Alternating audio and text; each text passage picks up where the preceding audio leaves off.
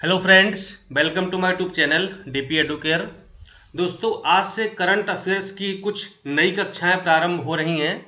जैसे अभी आपको करंट अफेयर्स की सीरीज मिल रही थी, अब हम क्या करेंगे कि करंट अफेयर्स के जो प्रमुख टॉपिक हैं, जहां से प्रश्न अक्सर परीक्षा में पूछे जाते हैं, तो उन टॉपिक को अब हम कवर करने का प्रयास करेंगे। जो करंट की आपकी सीरीज चल रही है वो तो आपको एज सच मिलती ही रहेगी, लेकिन जैसे कि प्रमुख आपदाएं हैं, प्रमुख चर्चित व्यक्ति हैं, प्रमुख नियुक्तियां हैं, प्रमुख स्थल हैं, प्रमुख समितियां हैं, प्रमुख राष्ट्रीय पुरस्कार हैं, अंतर्राष्ट्रीय पुरस्कार हैं, खेल पुरस्कार हैं, ठीक है। तो इस तरीके से जो है हम लोग टॉपिक वाइज अब करंट अफेयर्स पढ़ने का प्रयास करेंगे। प्रमुख सूचकांक हैं, प्रमुख सैन्य अभ्यास हैं कहाँ पर किए हुए, या फिर जो राष्ट्रीय अंतर्राष्ट्रीय या खेल जगत की जो प्रमुख खबरें हैं जहां से प्रश्न अक्सर बनते हैं परीक्षा में, आपने पीसीएस के पेपर में भी देखा भी होगा। तो हम लोग अब उन्हीं टॉपिक को भी कवर करेंगे ताकि करंट अफेयर्स का कोई भी प्रश्न परीक्षा में गलत नहीं होना चाहिए। चाहे हम लोगों को कुछ भी करना पड़े, चाहे कितने भी प्रकार से करंट अफेयर्स क्यों ना पढ़ना पड़े, लेकिन हम लोग करंट अफेयर्स का एक भी प्रश्न गलत नहीं होने देंगे। हमारा प्रयास यही है, बस तैयार आपको करना है, वीडियो आपको देखना है, समझना आपको है, और मैटर सारा आपको हम यहाँ पर दे ही रहे हैं।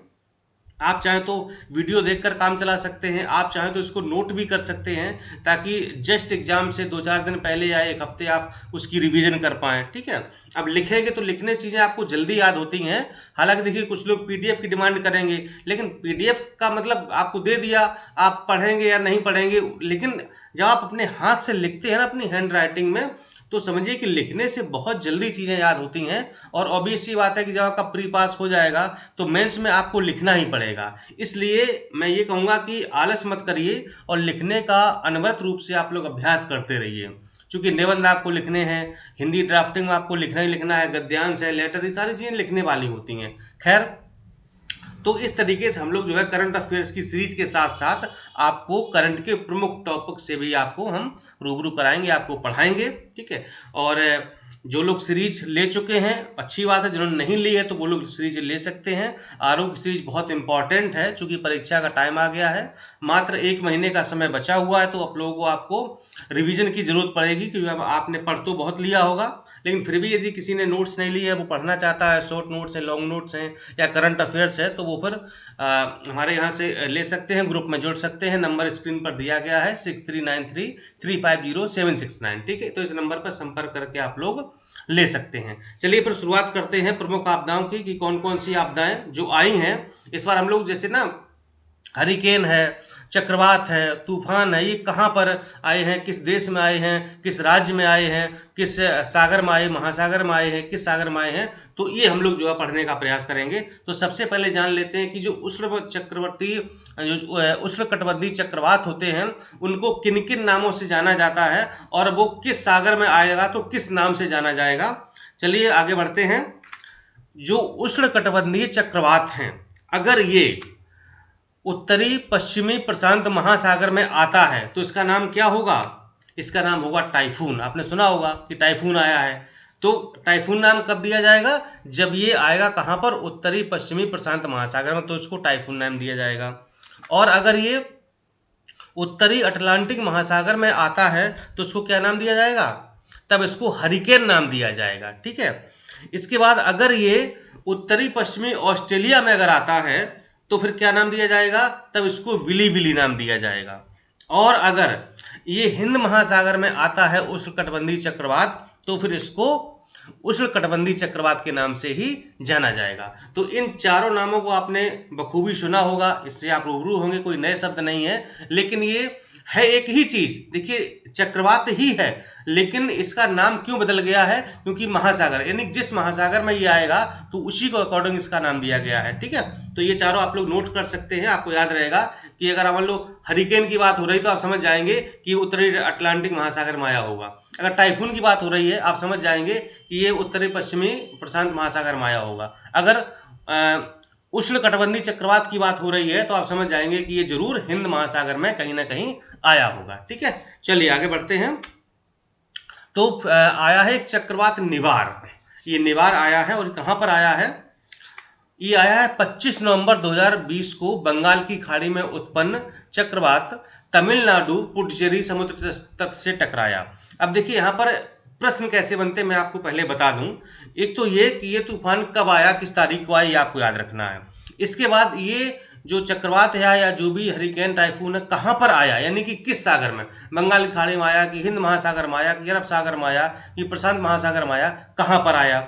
इसके बाद जो उससे प्रभावित राज्य हैं या उससे प्रभावित देश हैं वो आपको बताना है, ठीक है। और इस ये जो है टाइफून या चक्रवात किस श्रेणी का था, यानी कि इसकी तीव्रता कितनी थी, आपको ये भी याद रखना है। तो हम ये जो 3-4 पॉइंट है ना, इन्हीं पर बस प्रश्न बनते कि वो किस तारीख को आया था, किस सागर में आया था, कौन से देश या कौन से राज्य प्रभावित हुए थे, और ये किस श्रेणी का तूफान था या इसकी स्पीड कितनी थी, कितना तेज ये आया था। तो यही हम लोग बस पढ़ने का प्रयास करेंगे, यानी कि अपने देश में या फिर अंतर्राष्ट्रीय स्तर पर अभी तक पिछले 1 साल में जितने भी चक्रवात आए हैं तो उन सब की हम लोग जानकारी यहाँ पर लेंगे, जिससे कि प्रश्न अगर यहाँ से पूछा जाता है तो कभी आपका ये प्रश्न गलत नहीं होना चाहिए। तो ये 25 नवंबर को आया है। नेक्स्ट पॉइंट, निवार नाम ईरान द्वारा सुझाया गया। हाँ, एक यहाँ भी प्रश्न बनता है कि जिसको नाम दिया गया है तो ये विभिन्न देशों के द्वारा दिया जाता है, और मतलब उसका एक बड़ा एक रीजन होता है पूरा, उसका प्रोसेस है कि किस देश द्वारा दिया जाएगा, कौन सा नाम दिया जाएगा, उसकी पूरी प्रक्रिया होती है। हम कभी आपको फुर्सत में समझाएंगे। तो जो निवार नाम है वो ईरान के द्वारा सुझाया गया है, और इसका अर्थ होता है बिजली, यानी निवार का अर्थ होता है बिजली। यह चक्रवात प्रारंभ में गंभीर श्रेणी में परंतु बाद में बेहद गंभीर श्रेणी में परिवर्तित हो गया, यानी कि पहले तो इसकी स्पीड कम रही होगी, लेकिन ये बाद में बहुत ज़्यादा गंभीर हो गया।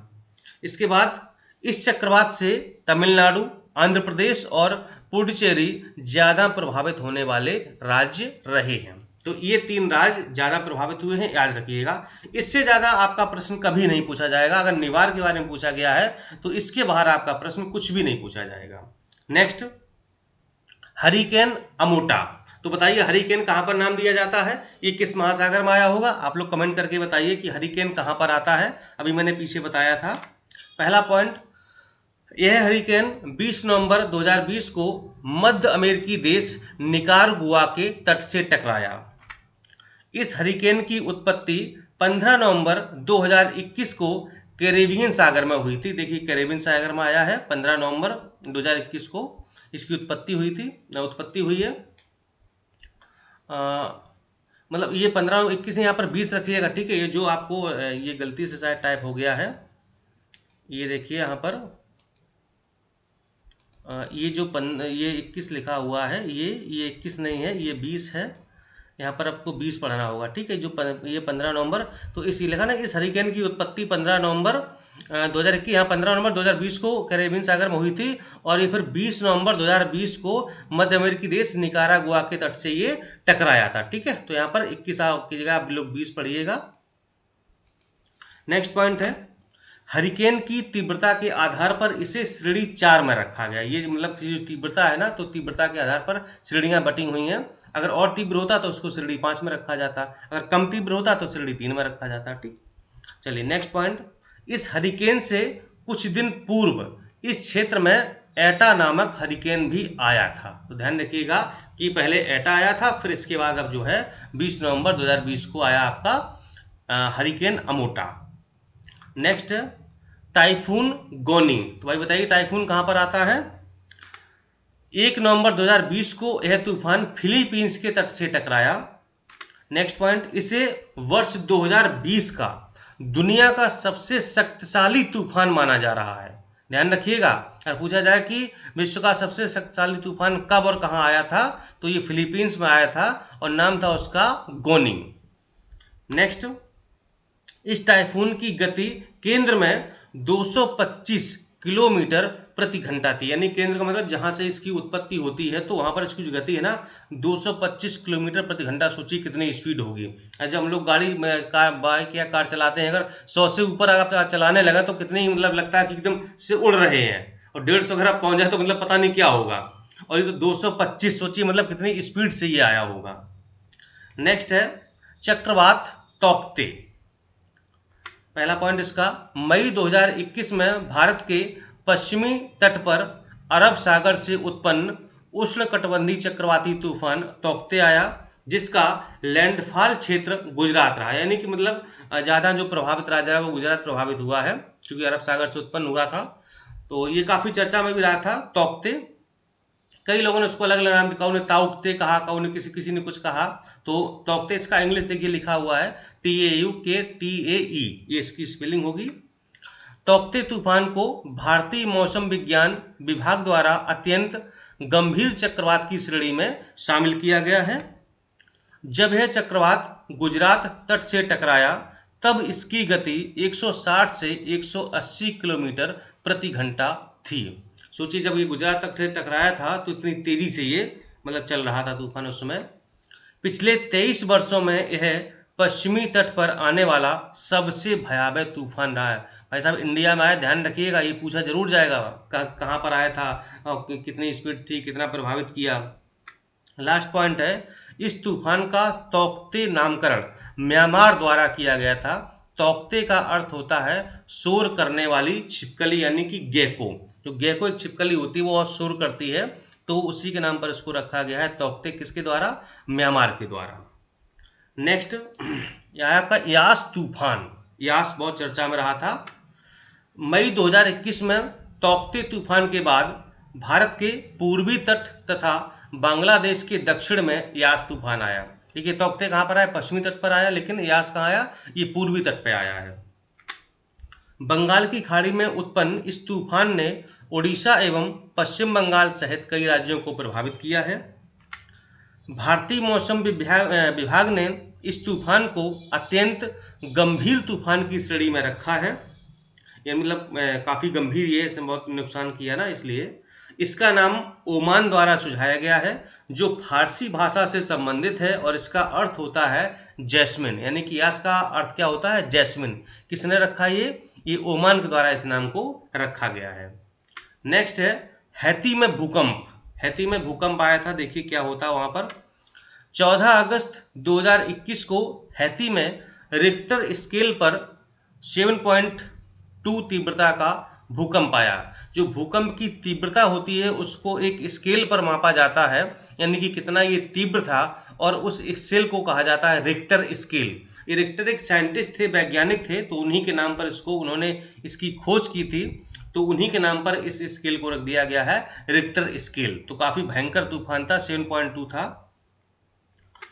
इस भूकंप का केंद्र हैती की राजधानी पोर्ट ओ प्रिंस से 125 किलोमीटर पश्चिम में था। यानी कि जहाँ पर ये भूकंप उत्पन्न हुआ था, तो जो हैती की राजधानी है उससे 125 किलोमीटर मतलब दूर पश्चिम में इसका केंद्र था, जहाँ से ये उत्पन्न हुआ था। वर्ष 2010 में यहाँ 7.1 तीव्रता का भूकंप आया था, जिसमें लगभग 30,000 लोगों की मृत्यु हुई थी। सोचिए, 2010 की बात हो रही है, इसके बाद इतना भयंकर अभी आया है 2020 में। नेक्स्ट है माउंट मेरापी। क्या है देख लेते हैं, माउंट मेरापी क्या भी है ये। 9 अगस्त 2021 को इंडोनेशिया के जावा द्वीप पर यह ज्वालामुखी प्रस्फुटित हुआ। यानी कि यहाँ पर ये ज्वालामुखी का नाम है, तो इससे कुछ ज्वालामुखी उद्गार भी हुए हैं जिनसे काफ़ी नुकसान हुआ है, तो उनके बारे में जान लेते हैं। कभी कभी प्रश्न ये भी पूछ दिए जाते हैं। तो इंडोनेशिया के जावा द्वीप पर यह ज्वालामुखी प्रस्फुटित यानी कि फट गया, मतलब प्रस्फुटन होना मतलब फटना। इस प्रस्फुटन को मेरापी का सबसे बड़ा लावा प्रवाह माना जा रहा है। आपको पता है कि ज्वालामुखी फटता है तो लावा निकलता है उसमें से, मतलब लावा मतलब कि गरम गरम एकदम से आग जैसी निकलती है, तो उसे लावा कहा जाता है। माउंट मेरापी को इंडोनेशिया का सर्वाधिक सक्रिय ज्वालामुखी माना जाता है। तो जो इंडोनेशिया में जो बहुत सारे ज्वालामुखी हैं, तो उसमें एक माउंट मेरापी है, तो इसको इंडोनेशिया का सबसे सक्रिय, यानी कि इसमें कभी भी प्रस्फुटन यानी कि कभी भी यहाँ पर जो है ज्वालामुखी फट जाता है, तो इसलिए जो है इसको सबसे सक्रिय ज्वालामुखी कहा गया इंडोनेशिया का। नेक्स्ट देख लेते हैं माउंट सिनाबंग ज्वालामुखी। ये कहाँ पर है भाई?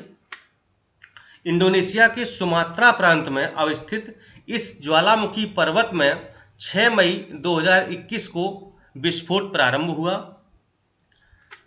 यह ज्वालामुखी 400 वर्ष बाद 2010 से सक्रिय है। यहाँ पर ये समझिएगा कि जब 2010 में एक बार ये सक्रिय, मतलब 2010 से पहले ये सक्रिय नहीं था, तो 2010 में जब ये सक्रिय हुआ था तो लगभग 400 साल बाद, इन 400 वर्ष बाद ये 2010 में सक्रिय हुआ था। तब से इसमें जो है कभी कभी जो है कभी ज्वालामुखी उद्गार हो जाता है, कभी प्रस्फुटन हो जाता है, तो इस तरीके से। और समझिए 2010 के पहले ही 400 सालों तक इसमें ऐसी मतलब सुसुप्त पड़ा रहा बिल्कुल। लेकिन अब जो इसमें काफ़ी हलचल हो रही, विस्फोट हो रहा है। सुमात्रा, ये इंडोनेशिया के सुमात्रा प्रांत में स्थित है। इंडोनेशिया प्रशांत महासागर से लगे रिंग ऑफ फायर का भाग है, जो विश्व के लगभग 75% ज्वालामुखी का घर एवं 90% भूकंप का भाग है। तो जो रिंग ऑफ फायर है, तो रिंग ऑफ फायर कहाँ है? जो प्रशांत महासागर उसके पास में रिंग ऑफ फायर है, तो इंडोनेशिया है। जो इंडोनेशिया है वो रिंग ऑफ फायर का ही भाग है। ध्यान रखिएगा, यहाँ पर समझने का मतलब ये है कि रिंग ऑफ फायर का भाग इंडोनेशिया है। तो सोचिए, रिंग ऑफ फायर का मतलब जहाँ पर बहुत ज़्यादा ज्वालामुखी हो, बहुत ज़्यादा भूकंप आते हो, तो उसे कहा जाता है। तो यहाँ पर जो इंडोनेशिया है, या कहें जो रिंग ऑफ फायर है, यहाँ पर जो पूरे विश्व के जितने भी ज्वालामुखी उद्गार होते हैं चाहे, या जो ज्वालामुखी स्थित हैं, वो सबसे ज़्यादा यानी कि 75% रिंग ऑफ फायर में ही स्थित हैं, और 25% पूरे विश्व में स्थित हैं, और 90% भूकंप जो आते हैं ना, वो इसी रिंग ऑफ फायर में आते हैं। ये सोचिएगा। तो मतलब इंडोनेशिया काफ़ी खतरनाक जगह पर स्थित है, रिंग ऑफ फायर का भाग है, जहाँ पर इतने 75% ज्वालामुखी उद्गार होते हैं या ज्वालामुखी स्थित हैं, और 90% यहाँ पर सबसे ज़्यादा भूकंप आते हैं। इंडोनेशिया की बात हो रही है यहाँ पर। आगे बढ़ते हैं। किलाउआ ज्वालामुखी देख लेते हैं, इसमें क्या हो गया।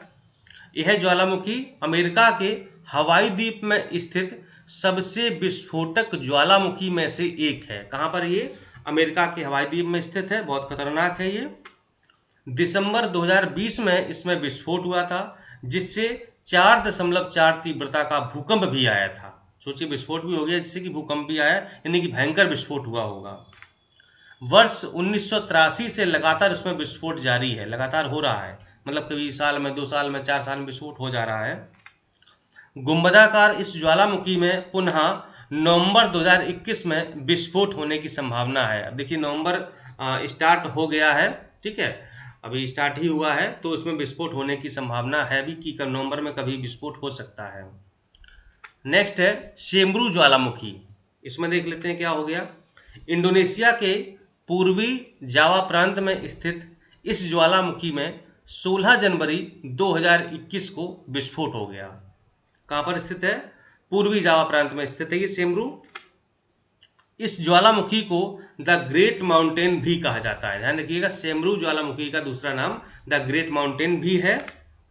यह जावा का सबसे ऊंचा एवं सक्रिय ज्वालामुखी है, यानी सब बहुत जो इंडोनेशिया का जो बहुत सारे जो ज्वालामुखी हैं, तो ये सबसे ऊंचाई पर स्थित है, और सबसे ज़्यादा इसमें जो है विस्फोट भी होते हैं, या प्रस्फुटन भी सबसे ज़्यादा इसी में होता है, काफ़ी एक्टिव है ये। दुनिया का सबसे बड़ा हिमखंड, देखें भाई इसमें क्या हो गया हिमखंड में।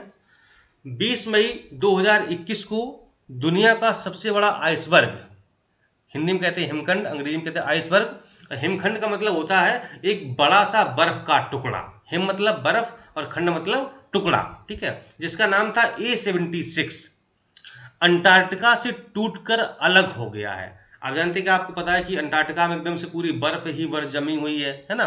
तो उसमें जो एक बड़ा सा हिमखंड था, अब हिमखंड मतलब कोई बर्फ का टुकड़ा 2-4 किलो का नहीं होता है, मतलब बहुत बड़े बड़े टुकड़े होते हैं, आप समझिए, है ना, मतलब जैसे 2-4 कमरे या मतलब पूरा गांव कह लें, इस तरीके से आइसबर्ग होते हैं।